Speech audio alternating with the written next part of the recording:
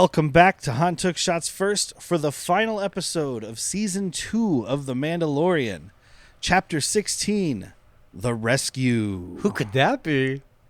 I don't know. I think it might be Plo Koon. It could be Plo Koon. Not with a green lightsaber, but it could be Plo Koon. Well, you know, they thought he died, so he had to get a new lightsaber, and it was green because his blue one broke. Was it blue? Yellow? It's that orange-yellow. More yellow than orange. Not like Balin's skull. All right. I don't know. Did we ever see him use a lightsaber? Yeah, I believe in the Geonosian pits. Oh, yeah, when they were all like, hey, let's get the jump on these guys by running out into the open. But that just proves that the Jedi shouldn't have been leaders in charge of a fucking an army. All the clones are like, they're going to get us killed out there. They told us to jump into the pit and just get surrounded by them. I don't think it's a good idea, but a good soldier follows orders. So yes, first things first, real quick. This is the last episode that will be on the Han Took Shots First feed. I know I've been beating it in for the last few episodes. I'm tired of hearing about it. Yeah, just to remind you guys, go follow Bad Movies, Worst People. We're not stopping the show. We're just moving the home. We're going to keep all of our Worst People productions, podcasts in one sweet, cozy little home where they can live together like the Big Brother house. It's like polyamorous. It's polyamorous. Yes, it's polyamorous. Although that sounds bad. That sounds that sounds more like you just let a lot of people pee on you. So I'm a toilet for more than one person. But yes, this is the last time this is the second to last time I'll say it because I'm going to say it again at the end of the episode.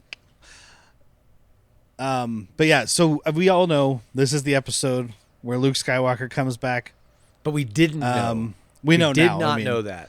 But they were trying so hard to hide it. Like I know we talked about like my joke there that he had said that it was going to be Plo Koon. It was Plo Koon in the scripts. That's what people were told. And do you know that is Dave Filoni's favorite Jedi? Yeah. You had mentioned maybe even that character early on, probably when we were talking about him in the prequels. Yeah, at the beginning of the show. But I actually read that even in the rough, because they have this body double person there, and they in the rough cut version where they had the not final graphics on him, even in that they had like a rough Plo Koon head put on the body. Okay. So even at that point, they didn't want people to know other than the people who were in the room. And I know that they had Mark Hamill there, and I don't think they needed to do this, but I do appreciate they did this. They had Mark Hamill there to block it out. So the body double got to look at what Mark Hamill was doing. Like, here's how I would do it, kid. You know, kind of, that's too Harrison Ford. Yeah. But that's kind of where he's at now. But yeah. He blocked it out. It was like, here's how I would do it. I would approach it this way. You know, it's not the fight scene, but the getting off the elevator with the lightsaber out and then putting it on his hilt. Mark Hamill did that first. This guy fucking copied it. So to hide the fact that they were having Mark Hamill on set and on payroll, they had him voice a droid early on in this series. He's the bartender droid we talked about. EV-99 or something like that. So that's how I think that's how they were another way they were trying to hide it. Like, oh, we got Mark Hamill on the script, on the payroll today. Oh, they're probably having him voice another droid. Okay, that makes sense. Because this was a well-kept secret in an era of really hard times to keep secrets. Yeah. And I guess when they filmed the stuff where he was on set during this, like, it was skeleton crew. It was as few people as they could have there to make it. So we didn't talk about this when Grogu went to that seer stone, but I remember watching that episode as it came out, and Star Wars is at its best when there's mysteries. So this was like everybody's blowing up text threads that I'm on. Like, dude, who is he reaching out to? Let's put our heads together and figure out who's still out there. You know, go into the comics, go into the fucking cartoons. Let's figure out who this could be. So for me, this was a really, really excellent time in Star Wars. We know that someone's going to show up at some point in this fucking series, not this episode maybe, but you knew someone was going to show up. And I was so happy texting with like people that I don't, like my brother and I, we love each other to death. We don't have a lot in common, but when it comes to like our Star Wars and our Marvel talks, that's where we fucking shine as brothers. So this was him like hitting me up, me bouncing ideas back. Love that. Yeah. It's cool because it's, you know, obviously, I feel like a lot of people's first thought is like, well, Luke Skywalker, he's running around doing stuff. But then it's like, no, that's too obvious because, it's Luke Skywalker. And it's like, this is Dave Filoni. Exactly.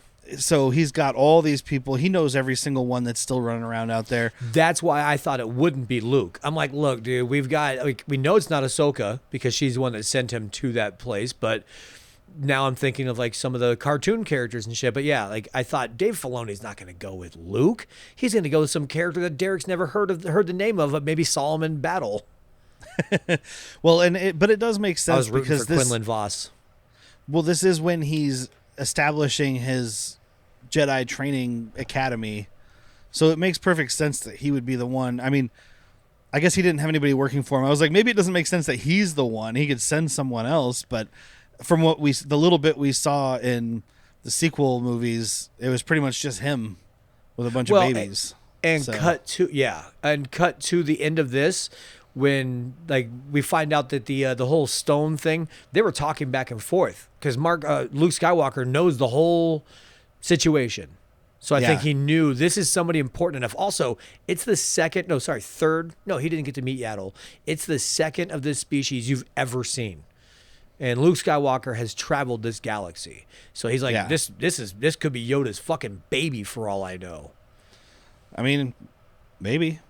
I'm just saying, like we don't know what Yoda was doing up in that fucking council room when everybody left. He's like, stay behind. I did. Yaddle, we have talk. Talk we have. Sorry, work not well. Tired from last night. Sleeping I did not. Quain came twice already. Come see new shower, you will.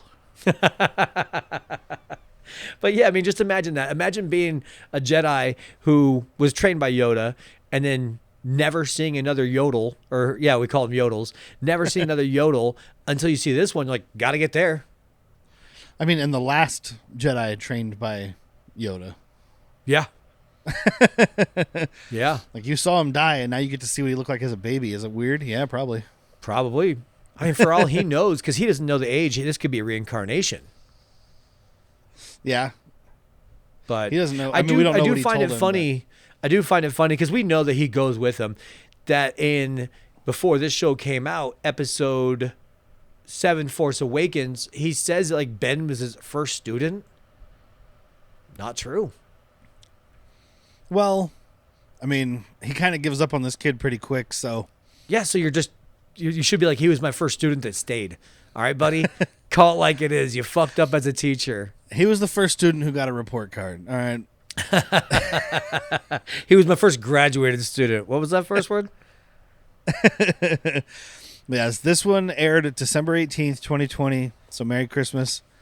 Directed by Peyton Reed. Happy Life Day. And written by Jon Favreau. 2 more Emmys for this episode. Fuck yeah. Emmy for Outstanding Music Composition and for Outstanding Stunt Performance. Oh. Yeah. What's the stunt performance, I wonder?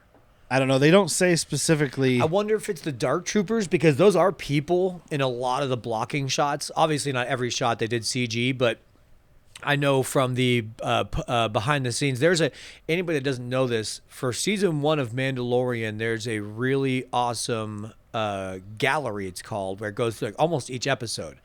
For the season 2, it's one episode of the behind the scenes making of Mando, and this they talk about where they have where the Dark Troopers start punching the door.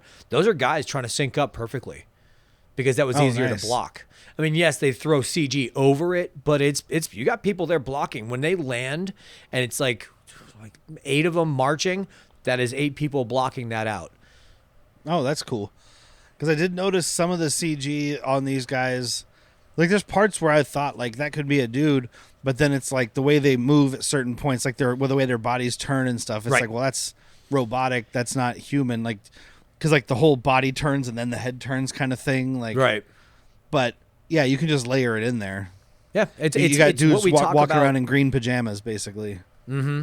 And it's what we talk about on our main feed, which this is all going to go to anyway, so you might as well get used to it.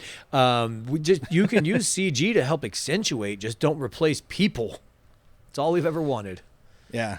Yes, use it to assist your stunts and assist your special effects. Don't make it your stunts and make it your special effects. Yeah. It's like cocaine. You don't just do cocaine on its own and then hang out. No, you have about 10 to 15 beers and then you use cocaine to enhance that moment.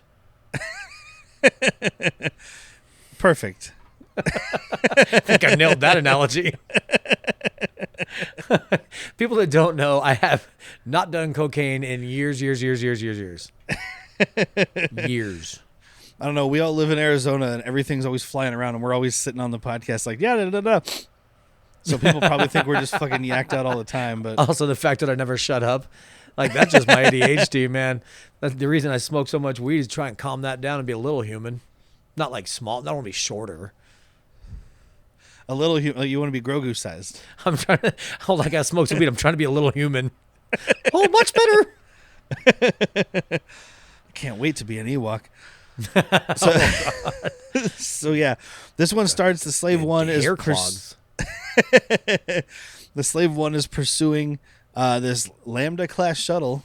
Did you know that? I remembered it. Yeah. Okay. All right. Good. Yeah. You're getting there, man. I love this. That's actually a good time in my life. For those who listened to the last episode, and I talked about messaging with one of our patrons, Brian, that was one thing I said to him. I was like, well, it started out as super fan Jack and normal person me, who's like a casual fan. It's like, but the problem is the longer we go on, the more I'm saying words that I shouldn't know. Yeah. And yeah. It's kind of he invited me thing. to an Aldinian Minoc roast, and I was like, whoa. Excellent, Derek. Are we going to use pod racer engines or what? Which, by the way, this might be the most Star Wars-y slang episode ever. Oh, really? I think mean, I've stopped noticing.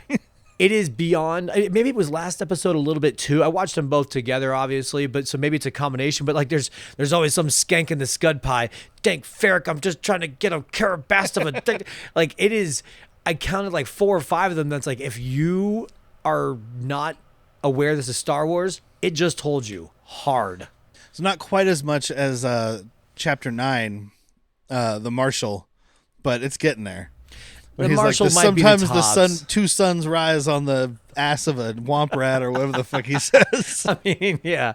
It also doesn't hurt this Timothy Oliphant saying it, which is why you remember it. But yeah, he's chasing down this shuttle, disables it with an ion cannon.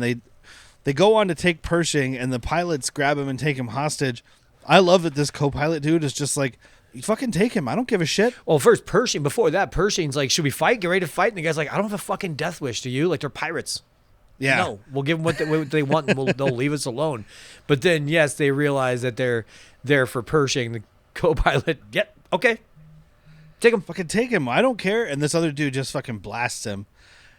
And we this, get some this is the hypocrisy guy here. He's got the great, because this is actually the first time, and it's one of those things I don't even think about being the first time, but like, this is the first time someone, I think, especially definitely on the Empire side, maybe in general in Star Wars, has referenced how many millions of people died on the 2 Death Stars.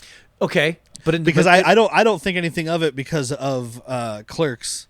But, right, of course, as you live. But your like, life. because he starts out, he's like, I was on the Death Star, and Cara Dune's like, which one? He's like, oh, you think you're fucking funny? Like, but before he did that, he was like, oh, your precious little Alderaan's gone. I'm gonna make you feel so bad that you're gonna wish you were never escaped Alderaan. Yeah, your planet's gone. I was there. I was on the Death Star, and that's when she's like, which one? He's like, it's not funny. Millions died. You just made fun of her blowing up her planet. You were just bragging about blowing up an entire planet, not a moon-sized space station, motherfucker. people might not like this, but it's very reflective of our current, and I don't mean right now, I mean this last 20 years or so of our current political thing, because he's like, well, destroying your planet was a small price to pay to rid the galaxy of terrorism. Yep. And he says terrorism with such like vitriol, like it's just like terrorism. I mean, we're not taking sides here, but it is that it's this two diametrically opposed opinions that'll never get along, and they're not going to have a dialogue, because as soon as you say one thing, they're offended, and you go and say the worst thing is it's not offensive. Yeah, exactly. And she just fucking blasts this dude, and I mean, this blaster bolt is inches from Pershing's face. Like, I don't think she cares. I really don't think she cares. She's like, look, I know you need Pershing. I kind of don't. And she he comments on it's the rebellion symbol, I believe, like the phoenix. Mm-hmm. But he calls it, I saw the tear. So that's where it's like the Alderaanian tear. Yeah. You've talked about that before, the tear of Alderaan. And I think this is why I knew that, because of this fucking cunt. But yeah, like she blasts him, and Mando just kind of looks at her like, bro, that was awfully close to our only lead on. I'm trying to get the baby back. I want my baby back, okay? Grogu's baby back. Gideon's gonna get boarded. My knock sauce. Wait, was Mando there? Or was it somebody else that gave her a look? Because Mando and Boba Fett go and meet. I watched this a few days ago, so I'm not super fresh. Because right after this, Mando and Boba Fett go and meet Bo-Katan on like Smokestack Planet. Smokestack Lightning. Did they grab the Lambda shuttle and then go there, or was he doing that separately? Okay, I think so. Well, Boba Fett and Mando are there. So okay, that's why I was confused. I was just like, did they do that separately? It's fine. Because I love this back and forth that Boba Fett has here, dude. As one of them, I think it's the sexy wrestler girl. She's like, "You're not fucking Mandalorian." Oh no, it's Bo-Katan. She's like, "You're no Mandalorian." He's like, "Never said I was." Yeah. And it doesn't mean that she doesn't consider Django a Mandalore, because then she later says, "You're a disgrace to your armor." So I think, when he says it's my father's armor, she's like, "You mean your donor?" So I think her big problem is that you're a clone, not that you're a Fett. Well, and I think she's specifically thinking of like the clone troopers. She's obviously not everybody in this galaxy is privy to all the information we are, right? So not knowing that he was different, he was made different, he was raised different. He's not just a clone trooper. There's also a general consensus though that the clones are lifeless and are soulless. Obi-Wan saw them as an extension of the Force. He was one of the very few. A lot of the other Jedi were just like, no, they don't have souls, so we can throw them at battle. So she might be under the same thought process, like, you're just a fucking clone, dude. You're not a real anything. Well, she says something about going to Mandalore, and he's like, and that's when Boba pushes it over the edge, because he's like, "Are you kidding? It's glass." Like, she's like, "Fuck you, man." Like, that's my home. Mm-hmm. And I love the little... Oh, she even has a fucking jibe. She's like, "You don't know me." He says to her, "You don't know me." She's like, "Honey, I've heard your voice 1,000 times. Yeah. And then, what's her... Koska Reeves, the wrestler girl. Yeah.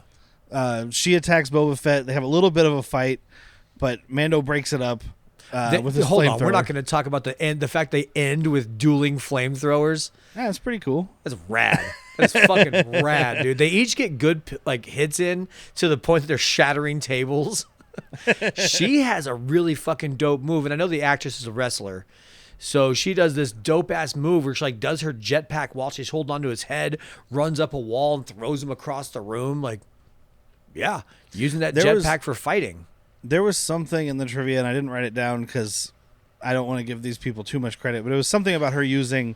her finisher. She uses some wrestling moves, and like the head grab and stuff was like some certain kind of like a tornado DDT or something like that. So she's doing wrestling shit. With a jetpack. So that's cool.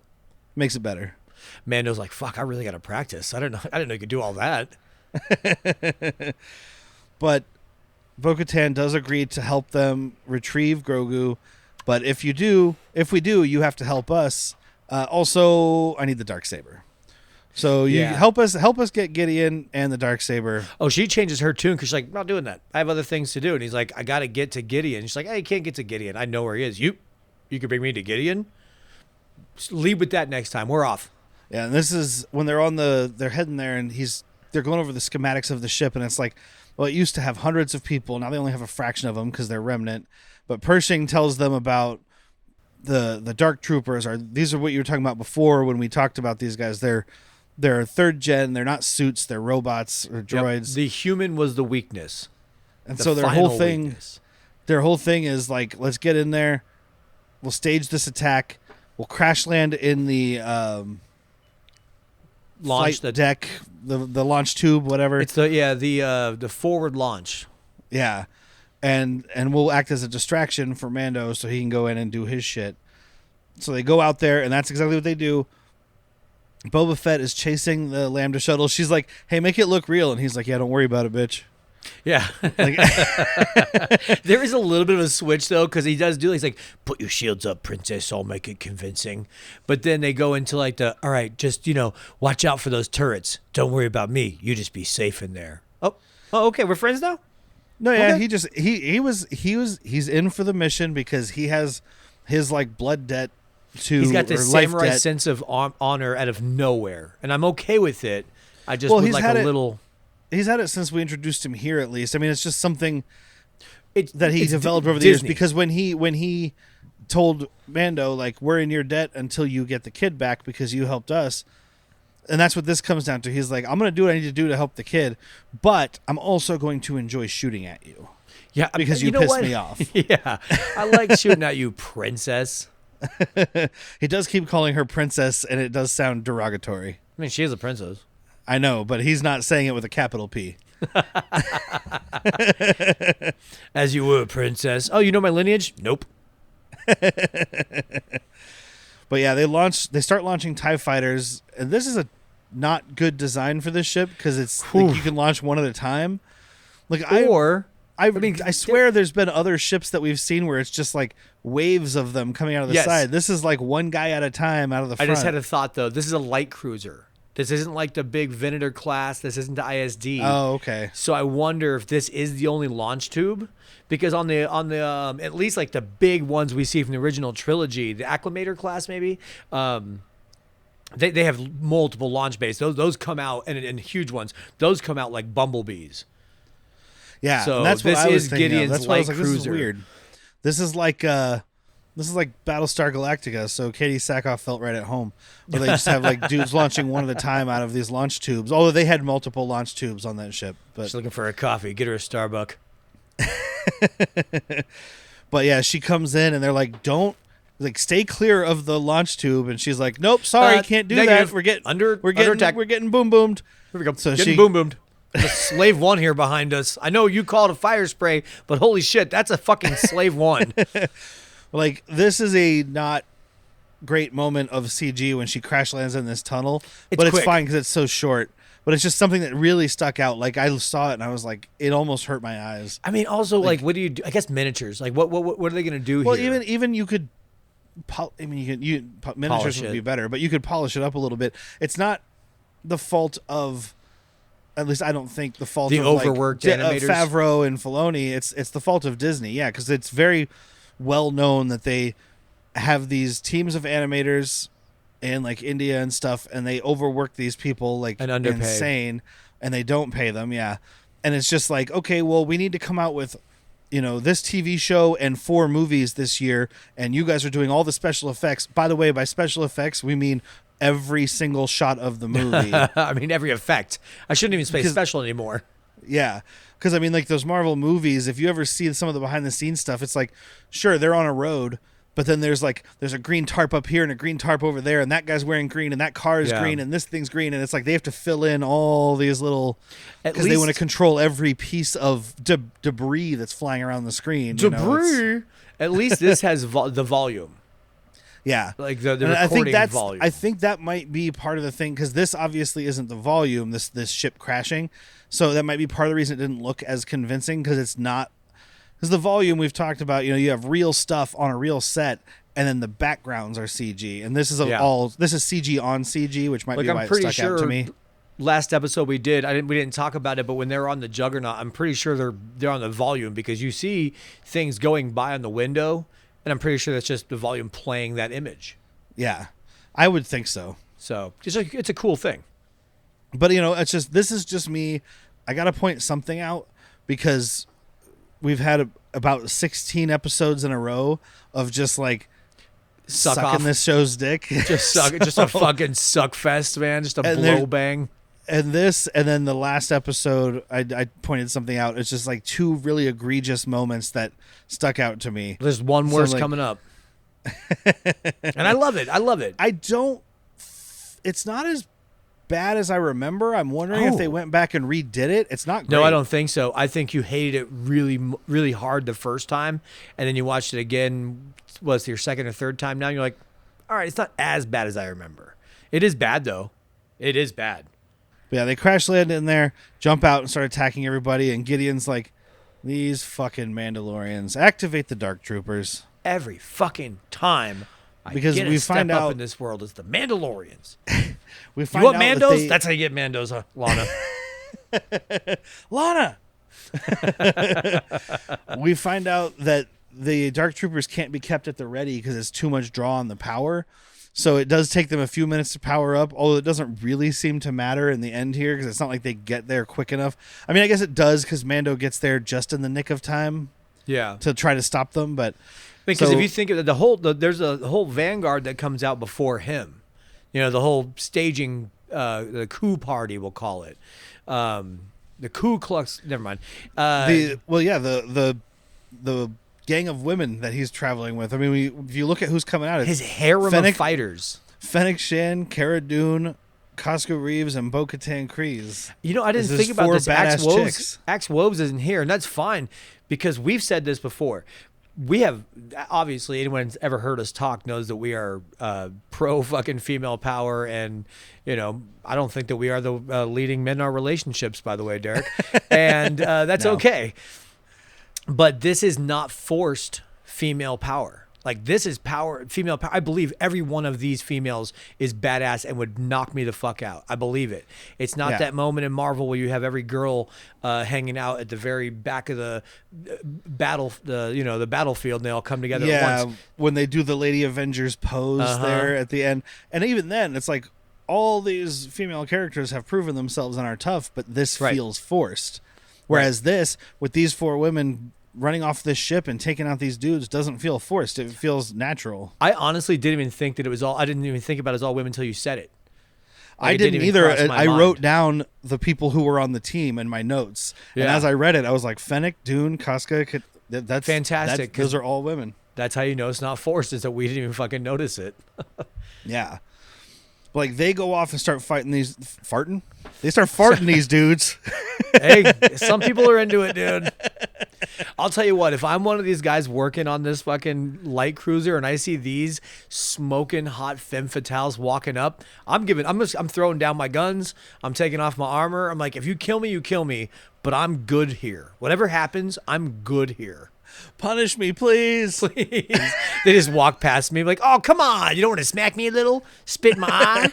Come on. Come on, Cara Dune. You haven't said all that fucked up shit yet. Just suplex me or something. Give me a jetpack DDT head roll tornado move. Give me one of them. Oh, and this is the final episode for Cara Dune, unfortunately. Oh, unfortunately, indeed. Yeah. I mean, unfortunately for the character, we've discussed it. I'm not going to go into it again. Unfortunately for us, that we don't get more of her story. We were supposed to have a spinoff right now. We would have been watching Rangers of the New Republic.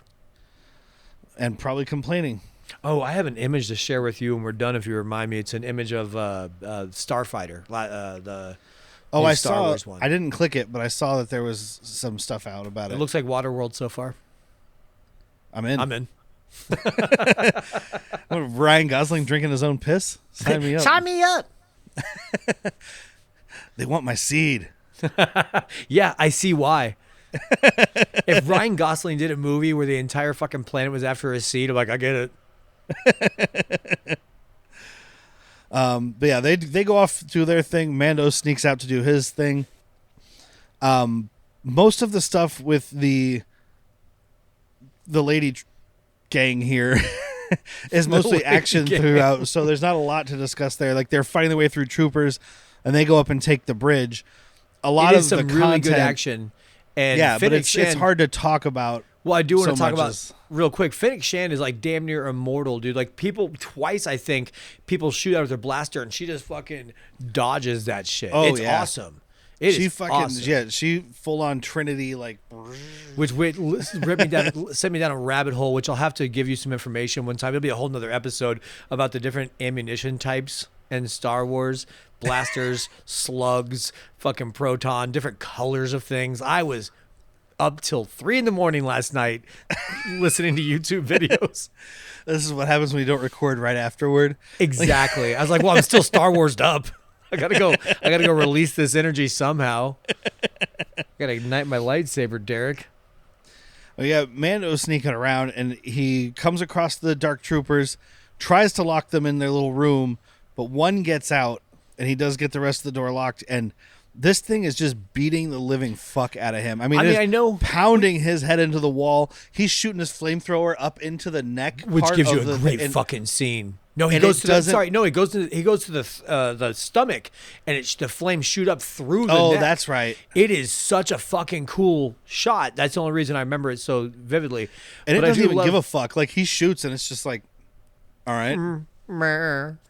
I you love know when I he's don't have beating his flesh, right? I love when he's beating his head in, because it's like, the best guard is going to be fine, but you are going to be a wee bit concussed, my friend. He is putting a foot deep divot into this solid steel wall. I can talk to you about this because you're a Scrubs fan. When it's a flashback of one of the last times that Turk had sex, or how desperate Turk was when he had sex, and he's having sex with a very large woman, and when she gets up, there's a Turk imprint on the bed. That's what's about to happen here, except for the actual sex. Just the imprint. Dude, It's sex for the robot. It starts. Oh, this is Robot Pound Town. Yeah. That's what's happening. I'm going to take you to Pound Town. Who's your daddy? I don't have one. I have a programmer. Is that the same? I have a step programmer too. Oh, step programmer, you're stuck in the washing machine again. Oh, wait, no step programmer. I'm the washing machine. You're stuck in me. Were we talking about Star Wars or what? Yeah. When they told me that I was a loading robot, I thought I would be taking different loads. I wondered why my face was so big. Where we at, dude?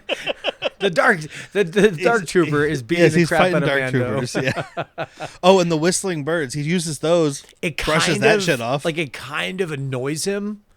Yeah. You know, it's very Godzilla 98, because I have to make a reference to everything. It's like Godzilla 98 when they shoot him the rockets, and he's like, no, I don't think so, buddy.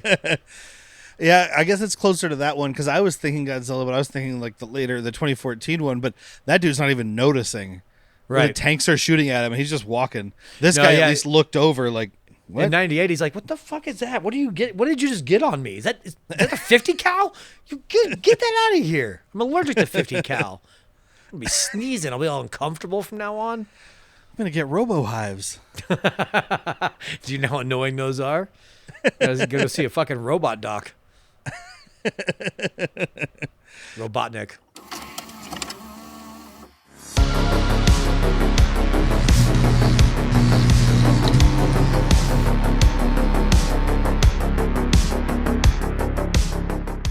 Hey horror friends, welcome to Tomb of Terrors. I'm Old Man Brad, your guide into darkness. Here, every episode is a journey into horror. I'm digging up the latest releases, having conversations with the filmmakers who bring these nightmares to life, or sometimes dragging in my friends to explore cult classics, like Bruno Mattei's Cruel Jaws. There's something spine-tingling around every corner. So whether you love a bloody Italian slasher, a chilling ghost story, or those hidden treasures scattered throughout Tubi, this tomb has something for every horror fan. Just dim the lights, cozy up in a blanket, and step inside. If you dare. Hey, mister, I got an extra $3. I was wondering if there's any way you know I can spend it. Have you heard of Patreon? Never heard of it. What is it? You go to patreon.com/worstpeople, give me your $3, and you can listen to a bunch of stuff that's way too inappropriate for your age. Oh, well, I'm actually pretty old. I just sound like this. It's like the Benjamin Button thing. But anyway, I was going to ask you, what if I got my mom to give me a couple more bucks and I could, give you more money? Oh, that's even better. You can get ad-free with $5. $5? You also can get access to Latchkey Vids, our TV recap show of forgotten 90s garbage. Oh my God, I don't even know what that is, but I'm excited for it. You should be. So $5 is all I need, and I get no more of these commercials? No more commercials. No more commercials. Oh, you get boy. to hear us talk about a singing cop show and more. Well, golly gee willikers, Mr. and Miss. Thanks for all the information. I'm going to go see if I can find a mom to give me $5. Let's go beat that kid up and take his $5. Oh, no! But he does end up beating it by using his Beskar spear to pop this fucking thing's head off, basically. Is his last ditch effort. And then just airlocks the rest of this platoon. Which, great idea at the time. Yeah. Yeah. I mean, when it comes back around, it makes perfect sense. It's like... It does. They're back, and I'm like, well, yeah, they're not people. But I didn't expect him to have robot boots or rocket boots. Well, we saw them have rocket boots. Oh, that's right, we did. Yeah, they had rocket boots when they kidnapped Grogu. I guess it bought you a little time. Yeah, I mean, because I think, they're launched violently out into space, and they have to, like, get their bearings and redirect, and it takes them the length of the episode to get back. Well, because the light cruiser's moving, too, so they have to come catch it up. Yeah. Probably not slowly. Just for a plot amount of time. Yeah. I'm gonna airlock them for exactly a plot amount of time. Give me as much time as you can. How much time you need? A plot amount of time. I need a plot of time. The badass ladies end up taking the bridge. They have next to no trouble with all of these people. I mean, Cara Dune has a problem with her gun jamming, which leads to a really cool part of her just grabbing the barrel and beating the shit out of dudes with it. Like, all right, okay. Yeah, I don't think she needs a gun. Yeah, it's doing pretty well so far.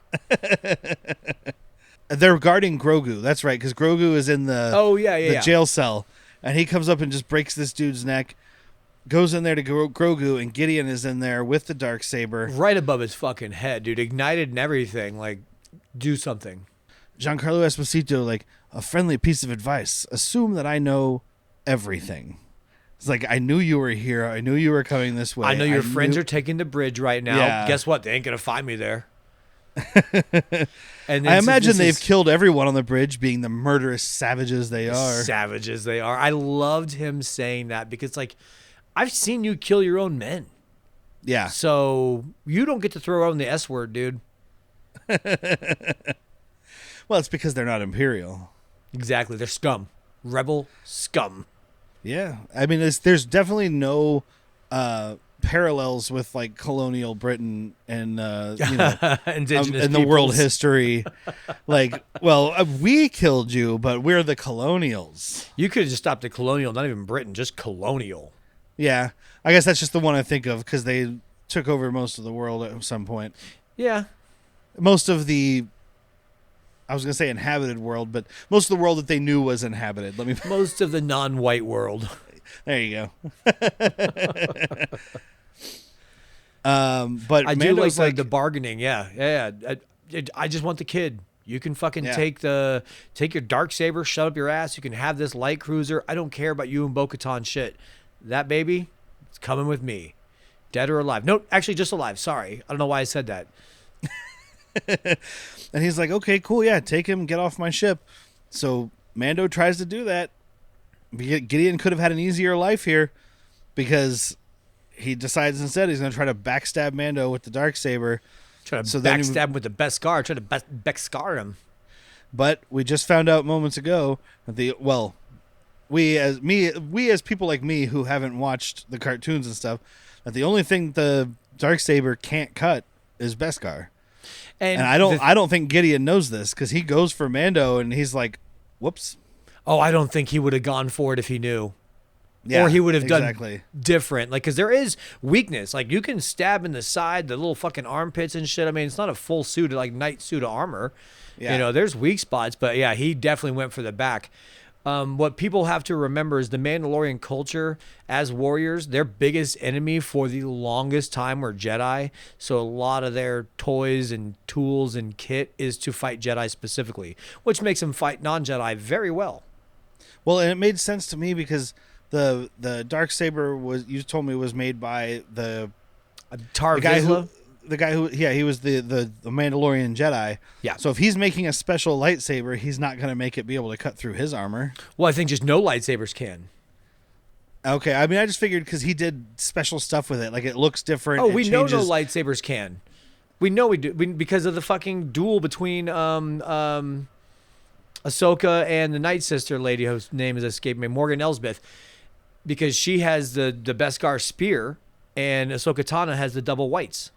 But in the fantasy world of like, fantasy weapons, like ignoring the science fiction part of it, the fantasy part would be like, well, this guy made this Darksaber, the ultimate thing. It can cut everything. But since he's a Mandalorian, he's like, well, I'm not going to make it be able to fight my people or myself in case someone else gets a hold of it. Yeah. If someone else gets this, I'm dead. Yeah. Yeah. It's a fail-safe, And it's a pretty cool fight with the Darksaber and the Beskar spear. And Mando beats him. Cortosis. He beats the fucking shit out of him, kind of, and he just drags him up to the deck, and he's like, here, Bo-Katan, here's fucking Gideon, here's your Darksaber. But Gideon's laughing because he's like, this doesn't belong to you, or this doesn't belong to her. He's even laughing before. He's laughing Yeah. as soon as Mando doesn't kill him. He's like, oh, you're keeping me alive? Well, this should be interesting. Like, uh-oh. I know you didn't want it to go this way, but you're up to something.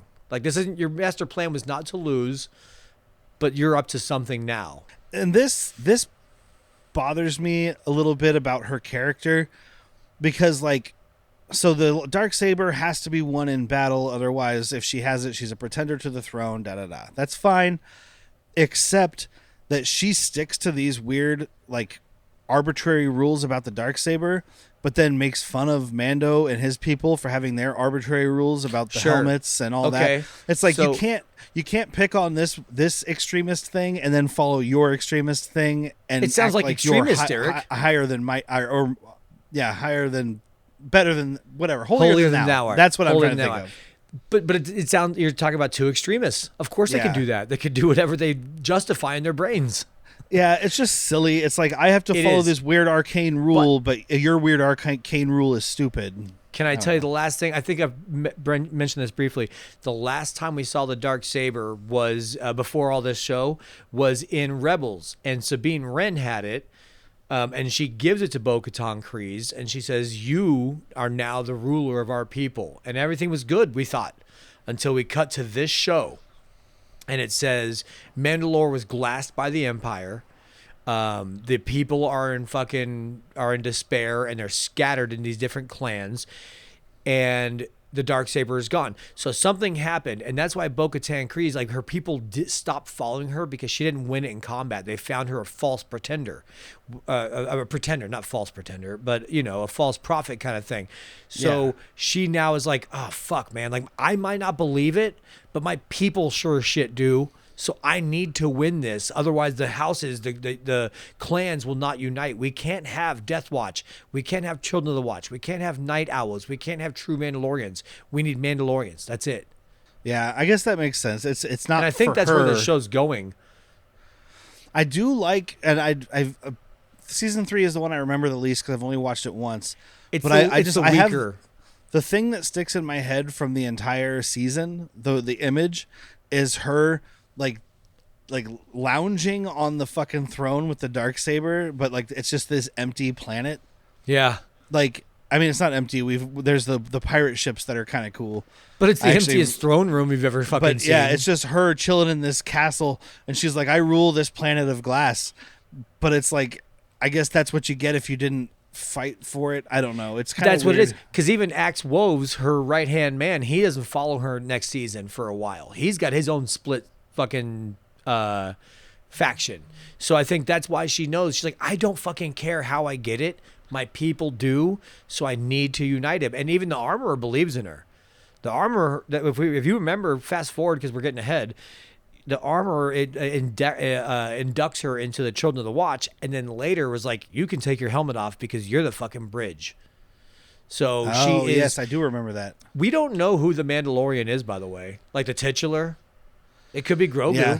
It could be. Yeah, I mean, it could be Din Djarin. It could be her. It's like a Walking Dead thing, right? It's like, who are the Walking Dead? Is it the zombies or is it us? Because he is known as Mando because he doesn't have a Mandalorian name, and nobody knew his real name until the end of last season. And so that's been 30 some years in his life. So like, I haven't heard that name since I was a foundling. Yeah. So Holy like shit. that's an implied thing that it's him, but it could be any of them because there are tons of Mandalorians running around this show. Yeah. It kind of just depends on how it ends up. Although I feel like at a certain point, Disney's marketing team took over, and they were like, "No, that's the Mandalorian." Well, and that's the problem. That's why I think the next season is the weakest of all of them because. Well, we're going to get to the end of this, but Grogu leaves, and then they bring him back so unceremoniously that it's like, did this matter? And it didn't now. But anyway, yeah. After our 4-part Boba Fett season with 3 episodes of Mandalorian injected into it, so like take out what I just said, and we're back on track for this meaning everything. Yeah. So the Dark Troopers are back. There's a blaster on the ground near Gideon. He kind of like slides his cloak over it. He's like, I'll save this for later. Because if I grab it now, someone's going to notice. But if I just brush my little cloak over, they're going to think I'm just being fancy. And these things are trying to punch through these blast doors, which is why the image that I have for the background here and that I used for the main episode thing, if you look at it, the blast doors that Luke is coming through there are smashed to shit. Our right side is fucking smashed. Yeah. Oh, yeah. So they were getting through. Moff Gideon's terrifying. He's like, look, this is probably the best fire team I've ever seen, but I think that we can all agree with a valiant effort, everyone on this bridge will be dead except me and the child. Yeah. It's like, oh, as of this moment, he's right. Yeah, until this X-Wing comes flying in. And it's funny because I knew Luke was coming in this episode, but my first thought was like when the X-Wing flew in, I didn't even think about Luke on an X-Wing. I guess just because at this point he's like the Jedi guy. He's flown many an X-Wing. But my first thought was, here comes an X-Wing, here comes Carson Teva or somebody. I think that's what they wanted you to think. Because even Cara Dune's like, oh, single X-Wing? Whew, we're saved. Yeah, I've seen it before. It was just, that was my initial reaction, was I was like, here comes fucking, what's his name? Trapper Wolf or something. Oh, Trapper Wolf. This episode is one of the reasons I watched Star Wars alone. I made noises like that just on my couch.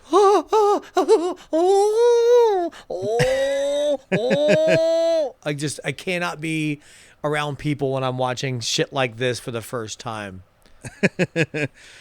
Yeah, the Dark Troopers stop trying to break in. This hooded Jedi comes in.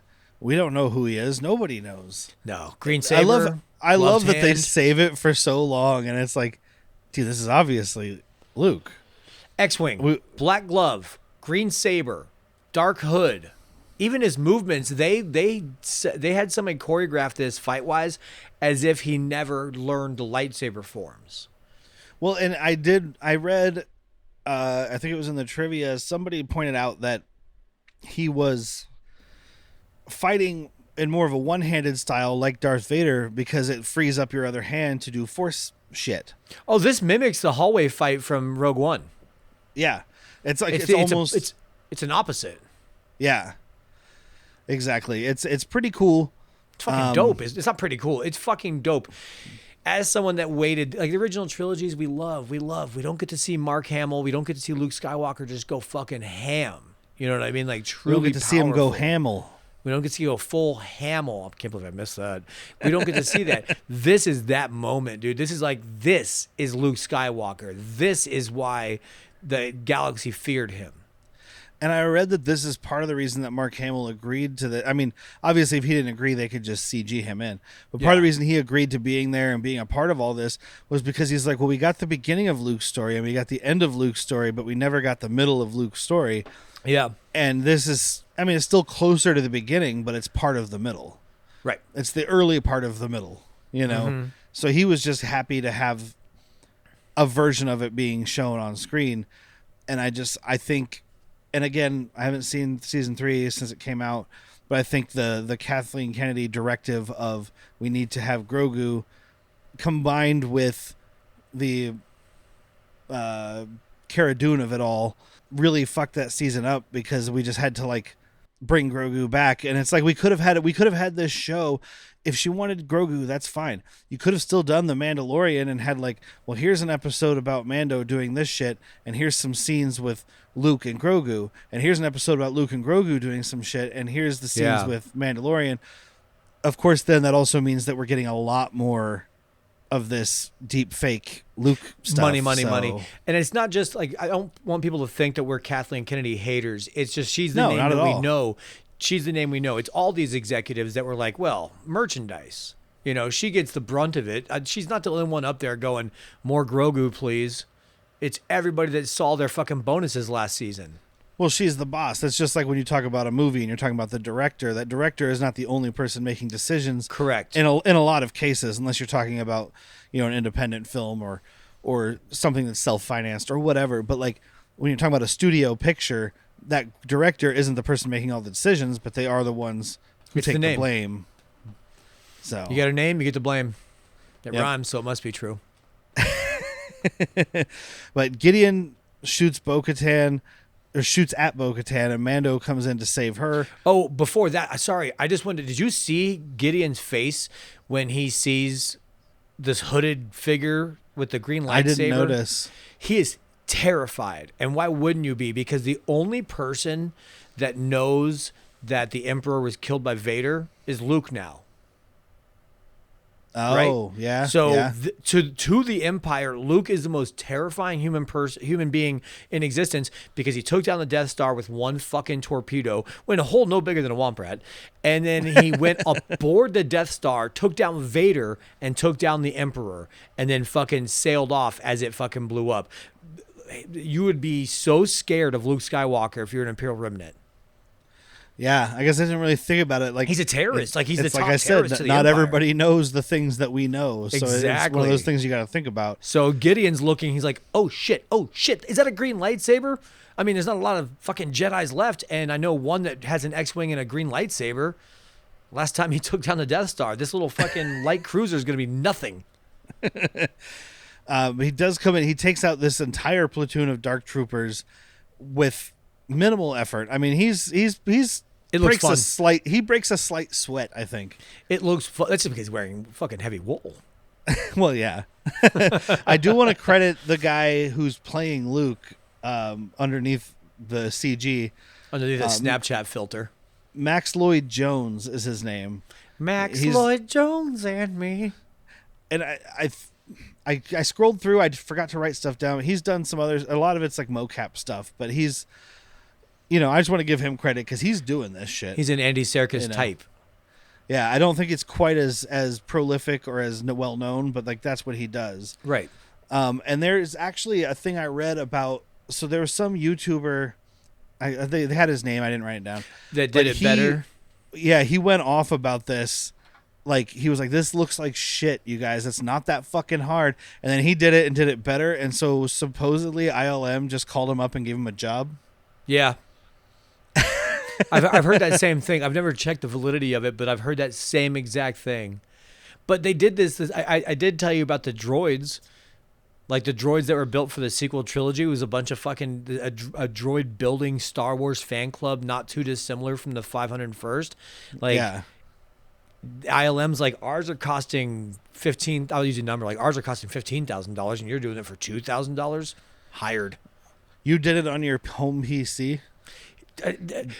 Joe Smith built this in a cave with scraps. Well, he's a YouTuber, so it's like, you know, fart knocker 12. Built Pepe this told you so. 69420. Built this in his mom's garage out of scraps. But I mean, that's kind of cool if it's true, and like, you know, it does. So they reveal Luke here, and it does look better than Tarkin. No, the longer you look at it, the less it does. They do a good job of cutting away most of the time. It's the long sentences when he's like, Grogu needs to go with me. He's like, he should go with you. He's like, he wants your permission. You know, that conversation is a little bit Snapchat filtery. Well, and I noticed this viewing that it reminds me of, I recently talked to you about this. We finished Cobra Kai. And the last episode or last two episodes or something, they have some Pat Morita deep fake stuff come in. Most of when he speaks is shot from behind his head toward Ralph Macchio. Same thing here. Most of when Luke is speaking, it's behind his head toward Mando. Which I'm fine with because I don't want to look this dead thing in the eyes. Yeah, and then but when they do show, and that's the problem is like the face. I don't know. Maybe I'm just getting more accepting because people keep doing it. But the face, when it's not trying to talk, isn't that bad.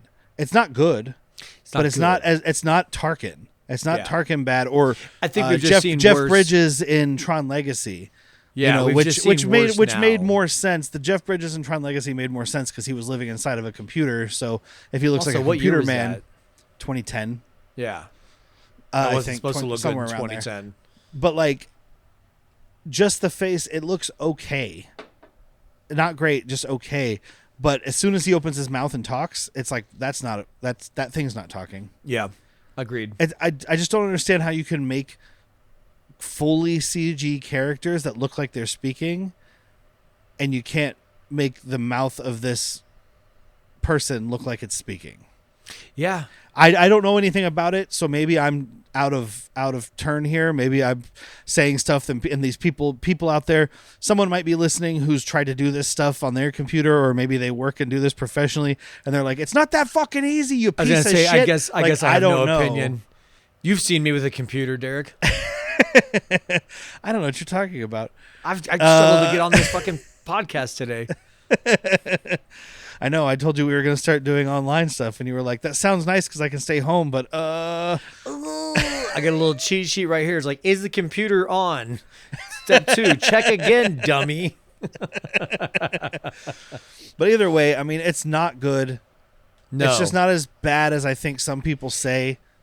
I mean, what but else do you do? I mean, I know yeah. people say like Sebastian Stan. Yeah, you could recast him. I mean, that's the big thing is I think if you're not hung up on the actor looking exactly like the original thing that you remember. Which Star Wars fans are not very forgiving, dude. But exactly, that's the problem. If it was almost any other property, recast them, have somebody do it, and do as well as they can.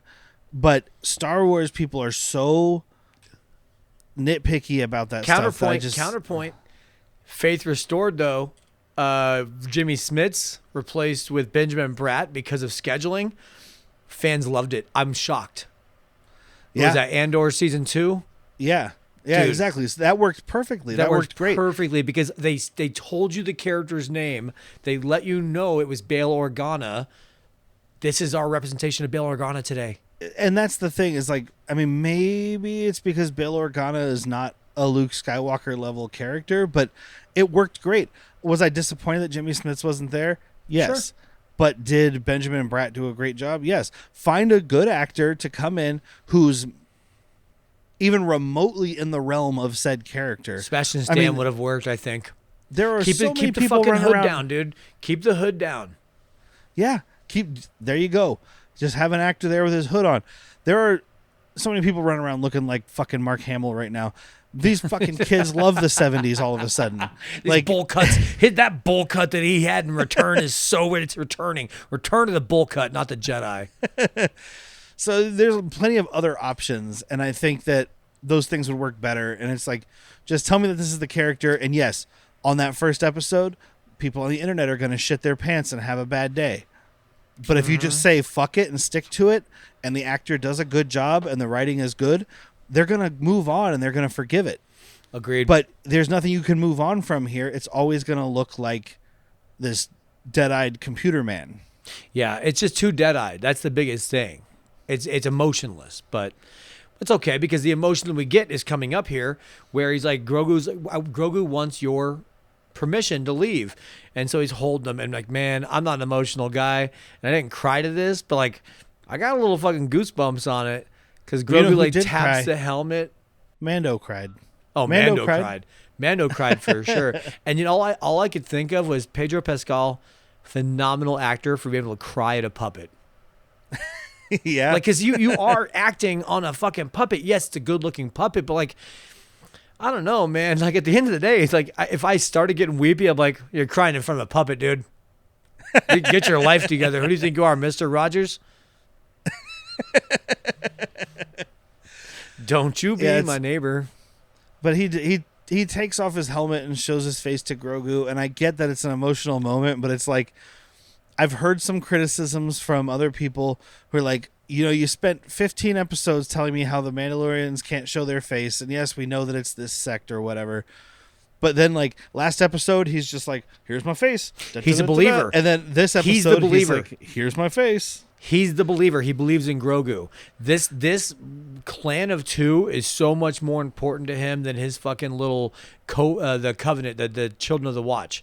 That's what it is. He instantly was like, I would rather be an apostate. Like, he wouldn't have gone back. If Grogu wasn't leaving, he wouldn't have gone back to the fucking Children of the Watch and tried to cleanse himself in the waters of Lake Minnetonka. But instead, like, he's like, well, fuck, that guy left me, so now what do? I guess I'll go back to that family. But yeah, that's why it was so instant. I have no problem with this. It's him like, hey, take your helmet off. I don't even fucking think about it. I love you so much. You're the only thing I've cared about. I'm not besides bounties. I'm not a person who's so dedicated to like a franchise or a property that I'm like, well, you broke the rules. I'm like, look, this worked for the story. It's fine. And that works for me. I just, at this point, I remember being like, I mean, the dude did say he can't show his face, and we spent the last 2 episodes looking at his face. But I don't care. And also, you've pointed out to me while we've been discussing it that that's not a Mandalorian rule. That's just his crazy religious cult. Yes, that's the extremist sect that he's in. Yeah. So, like, he could just go join the Night Owls. He'd be like, all right, cool, I showed my face. I'm going to go with Bo-Katan Kryze and all of her fucking hot harem of superheroines. But, like, I still hear people right now to this day on like, other podcasts or like, things that I read or whatever that are still complaining about it. I'm like, move on. Yeah. No, who cares? Yeah, it's not fucking lore breaking. Like, you got a problem with it? Sure. It's fine. Yeah. I got a problem with you, punk. That's fine. I've read plenty of comic books. Everything is lore breaking. So, yeah. But yeah. Canon in a Marvel fucking comic book? No way. Well, you got canon. It just only lasts about 2 to 5 years. And then I was going to say, you have how many writers, and then it's gone. But yeah, that's the end, kind of. It's the end. Grogu leaves with Luke. Mando cries. Credits roll. Everything is definitely over. But wait, there's more. Oh, I like the way you were doing it instead. But wait, there's more. There you go. Because we come to in the first stinger of any Star Wars property, I believe. I think so too. I thought the same thing because I forgot about it. Like, I walked out of the room and like just kind of started doing a little cooking. I was like, is there a laser going off? Did it start playing something else or what? And I ran back into the room. I was like, oh shit. And I was so excited when I first saw this stinger, by the way. Oh, so was I. And I know the show disappointed people, and I mean, It disappointed me. I like it more than you did from my memory. I still do like it. But I've only seen it once, so we'll find out in a few weeks. I've only watched each episode 3 times. It's not enough yet. But it's Tatooine. It's Jabba's palace. Bib Fortuna's there, who's being played by Matthew Wood, who apparently played Bib Fortuna in a prequel, I believe. Yeah, in the Phantom Menace, it's when when Jabba the Hutt falls asleep, he's there like poking him. Oh yeah, and then he's a huge voice actor. He's my notes auto-corrected to Bible Fortuna.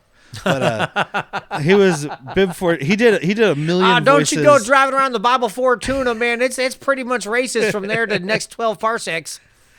But he did a million voices on the Clone Wars. He's done a bunch of voice acting. Most of it is Star Wars or Disney, but mostly Star Wars. But he was on the Clone Wars. He played General Grievous. I've got a screenshot here. General Grievous, Wat Tambor, Poggle the Lesser, various droids, tactical droids, commando droids, some Mandalorians, Kraken. I don't know. So all kinds of shit. He's over 25 voices on that. And then in the new Fantastic Four movie, he was the Herbie, little robot. Little robot. Yeah. Yeah. But I mean, I went through his credits because I was like, there's got to be some stuff here that Jack will find interesting. And like, he was in a bunch of movies and video games and stuff, but almost all of those, it just says additional voices. Right. So he wasn't like a character in a lot of them. He's just the guy who can come in and be like, I can't believe they did that. Oh my God, did you see it? Like, We need some crowd work. I got you. I'll be the whole crowd. I'm working the crowd. I'm the crowd that works. I work for the crowd. But Fennec Shand comes in, blasts a bunch of dudes. Boba Fett follows She her. blasts everybody except Yeah. Boba Fett. Oh, Or and she Bib does Fortuna. release the Twi'lek dancer. Or Bib. Yes, Sorry, she- Bib. She kills everybody except Bib Fortuna and the Twi'lek dancer.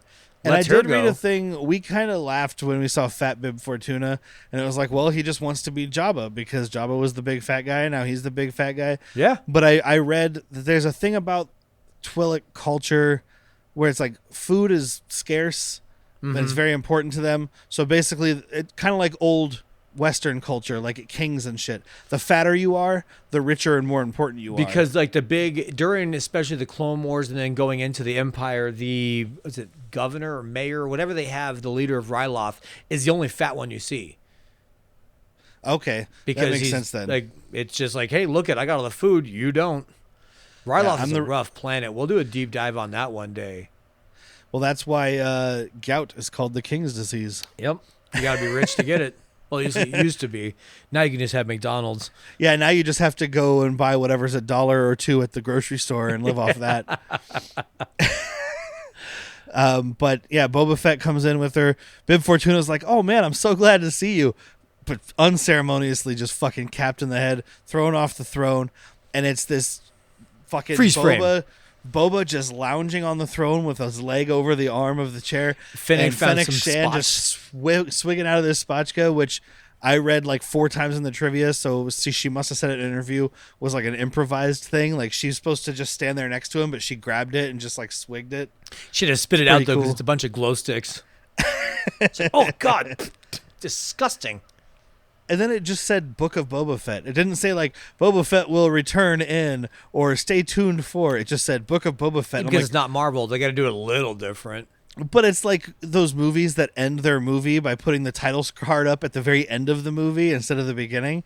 It's like, well, Yeah. no, I just watched Mandalorian.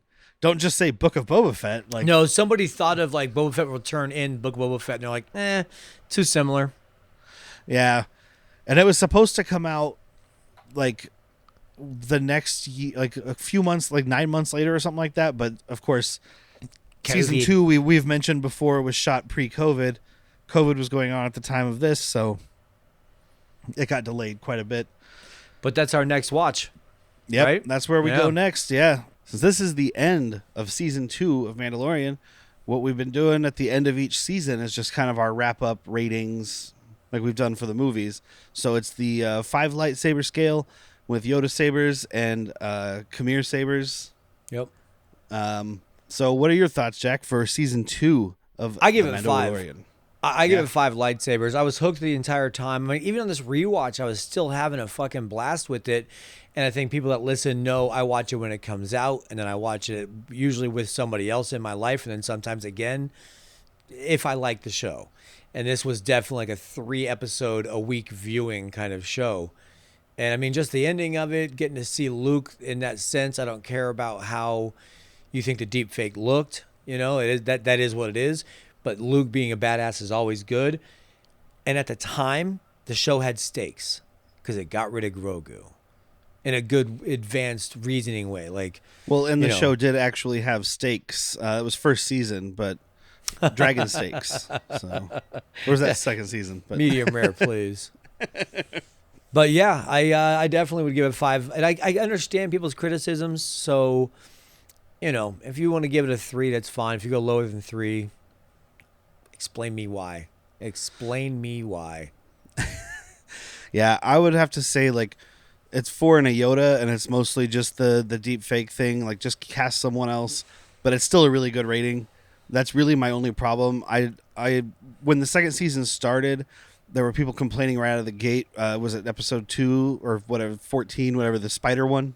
Yeah. There were people that were like, well, now it just feels like filler. And I was like, so last season you guys were like, this is supposed to be a serial kind of like adventure thing, and now that they try to bring those in, you complain about it still. So you can't make everybody happy. I do like Andor. Yeah. Season 2. I did love seeing, well, not everybody. We've met people who are like, it's just too boring, and I'm like, well, I guess you're not intelligent. But I guess it pleased IMDb. yeah, but it was just seeing Luke be a badass was great. It was just the face scenes, and only when you could really see him talking. When it was like the rear angle shot, I was fine with it. Yeah, obviously that's not Mark Hamill's voice. I mean, it might have been Mark Hamill's voice, but it was modulated with. Okay, I knew they used re-speech. I didn't know if he performed and then they used that to tweak it. No, they basically built what they were going to have him say and then took every Star Wars dialogue he's ever uttered and ran it through a fucking AI machine to give it that. I didn't hear him once go, ah. But I mean, we just watched The Long Walk, and I'm like, well, Mark Hamill doesn't sound like that anymore. He's in there just like, listen here, kids, go fuck yourselves. So it's like, and I know he's doing a voice, but still. Yeah, I'd say 4.5. Voices. I really love it, and we'll see how I feel about season 3 because I've only seen it once. I can tell you how I feel about season 3, but you'll have to tune in. So after this episode, I'll say it one more time, Jack. You can plug your ears or take out your headphones if you want. This will not be available on the Han Took Shots First feed anymore. Everything will be over at Bad Movies, Worst People. And we're going to take a break for 1 week next week. We're going to put a little break in between seasons to try to lighten the load a little bit. There will always be Bad Movies, Worst People content.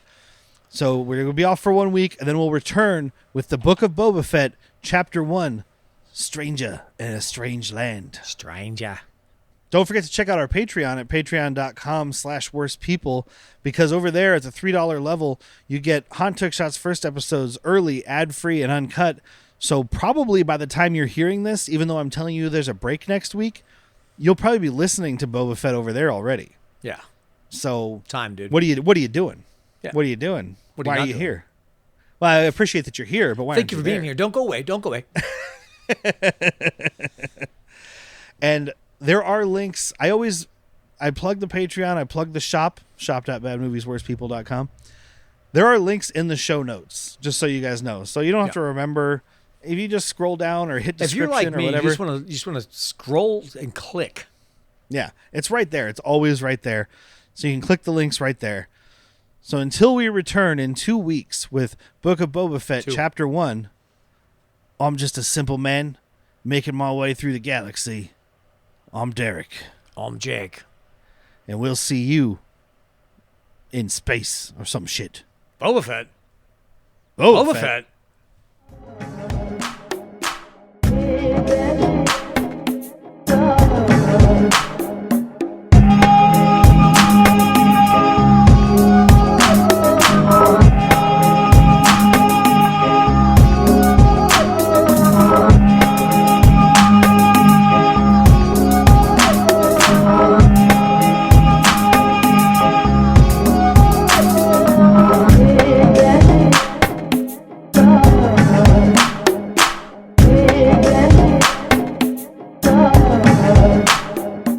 Dude, if we know anybody that like fabricates, I would really love the Emperor's fucking chair in the Death Star.